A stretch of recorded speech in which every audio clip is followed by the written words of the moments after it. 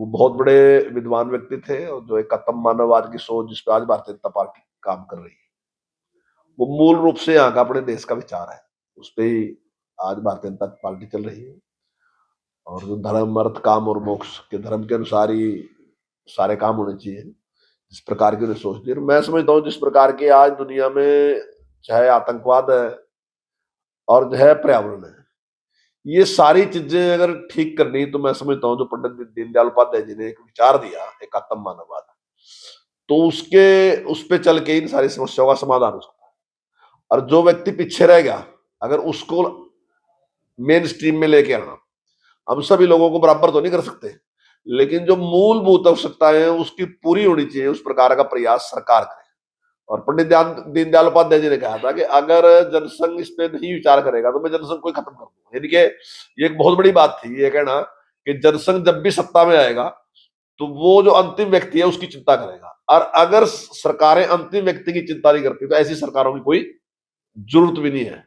तो एक बहुत आदर्श जीवन उन्होंने जिया, और आज उनकी पुण्यतिथि है, उस पर हमारे सब कार्यकर्ता बैठेंगे, उनके बारे में आपस में जानकारी करेंगे ताकि हम उनके दिखाए रास्ते पे चल सकें।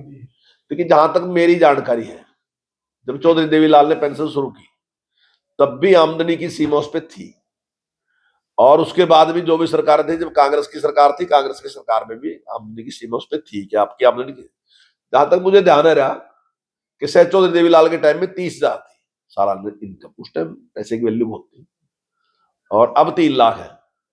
तो सरकार इस पे तो विचार कर सकती है। आज मैंने कहीं पढ़ा भी कि इसकी सीमा बढ़ा सका, लेकिन ये तो कोई हमने पहली बार इसको शुरू नहीं किया, हमारे से पहले भी ये इस प्रकार की थी। अब कुछ पेंशन इसकी वजह से शायद कटी हो कोई पेंशन, तो वो एक विवाद हो सकता है उनका।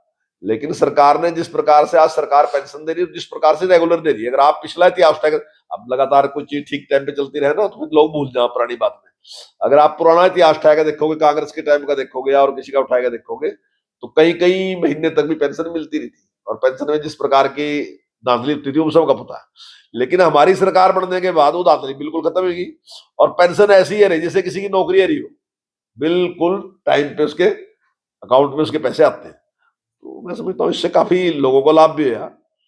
और इतना बड़ा विवाद नहीं, लेकिन क्योंकि विपक्ष को कोई मुद्दा नहीं मिलता, इसलिए कोई छोटी सी बात, कुछ भी घटना होती है उसको बढ़ा चढ़ा के पूरी तैयारी है। देखिए हम तो 365 दिन काम करते हैं, और जिस प्रकार से अभी पीछे चुनाव हुए जो भी, चाहे नगर पालिका के चाहे नगर निगम के जो भी चुनाव हुए, नगर परिषद के, सारों में भारतीय जनता पार्टी ने चुनाव जीत हासिल की है, और इस चुनाव में भारतीय जनता पार्टी जीत हासिल करेगी।